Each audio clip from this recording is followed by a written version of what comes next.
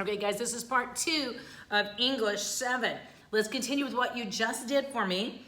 On number 4 on page 203, take these chairs in the house, please. Not in, but into the house. Let's go inside of the office. It is there we will find those papers at. No, it's let us go inside the office. Take the word of out, and we will find those papers. You do not need the word at the end of the sentence. The workers could have come inside the house for some cool water. We want to mark out the words of and of. Number 7, if Trey had gone outside of the house, no of, if Trey had gone outside the house, he would have seen the fire engines. Number 8, be sure to ask I can't even talk. Be sure to ask where your hike will end before you begin. Take the word and to out of our sentence. Now, flip back to what you did for homework the other night. All right, I assigned for you starting with number 13. Cameron read and wrote an assignment on his favorite author, Charles Dickinson. Okay, now let's look at this. We know that Cameron's our subject, and that's a noun. What's the verb? Wrote. Good. Do we have any prepositional phrases? On his favorite author is a prepositional phrase. In that prepositional phrase, we have the word his. How is the word his functioning? It's an adjective. Of course, you also were asked to tell us how the word and. Cameron read and wrote. We're connecting two things, the fact that he read and he wrote, so that is a conjunction. And of course, the last words in our sentence are Charles Dickens, and that is a person, place, or thing, so that is a noun. Number 14, yikes. Trees all over the town were knocked down because of last night's storm. Yikes is a what? It's an interjection. Okay, we have the word over is the next italicized word. It is a preposition. Were is the verb. Then it asks you about the last word of the sentence, the word storm. Storm is a person, place, thing, or idea, so it is a noun. Look at number 15. Juliana wants to go to art school after she finishes high school. Juliana is a person, place, or thing, so it is a noun. We have the word art. Art tells me what kind of school does she want to go to. And school is a noun, and it describes the school, so the word art is an adjective. The word she. She is taking the place of Juliana's name. A word that takes the place of a noun is called a pronoun. Number 16. Elizabeth and Elijah found their shoes, but they could not find their coats. And is a conjunction. The word their. Whose shoes? Their shoes. If it answers the word whose, it is a adjective. The word but is a conjunction. They could not find their coats. Coats is a thing, so coats is a noun.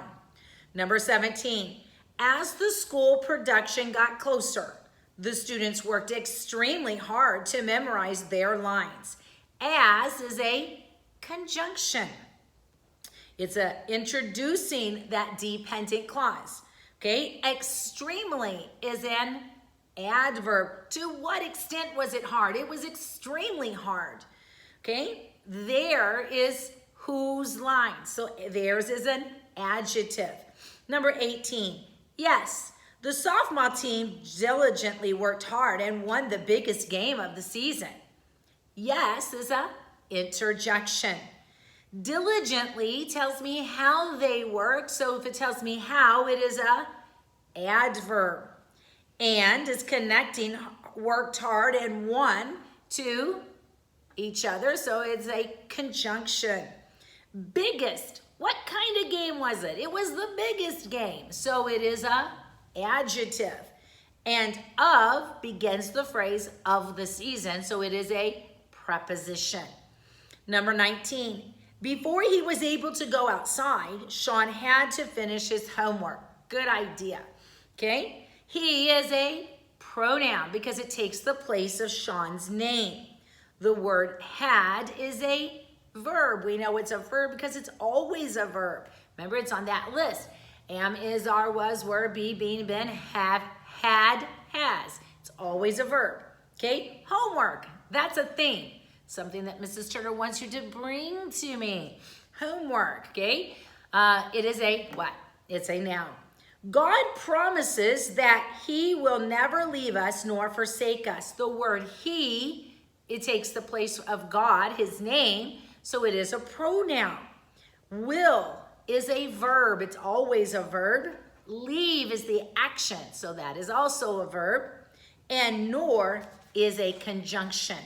Now, on tomorrow's test, I'm going to ask you different parts of speech, but I'm going to focus those on adjectives, adverbs, prepositions, conjunctions, and interjections, okay?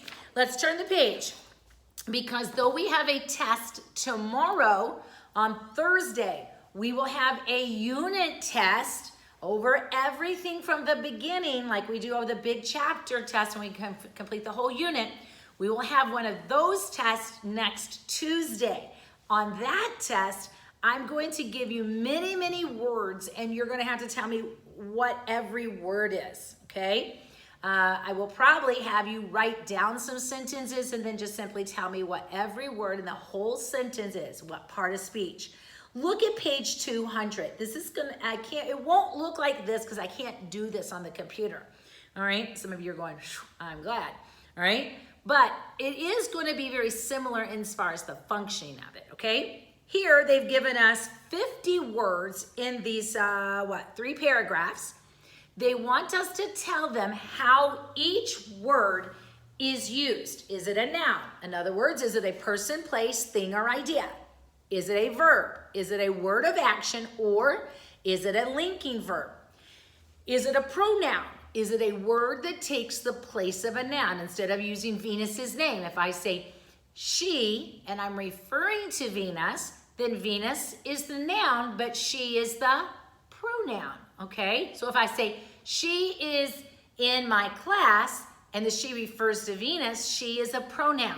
But if I say Venus is in my class, then Venus is a noun, okay?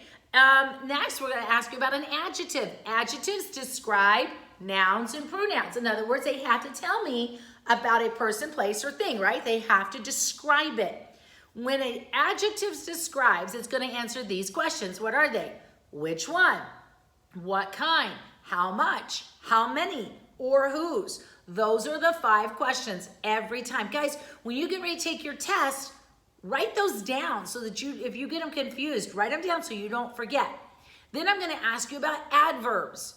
Adverbs describe verbs, adjectives, and other adverbs. And they answer the questions where, when, how often, to what extent, under what conditions, or why.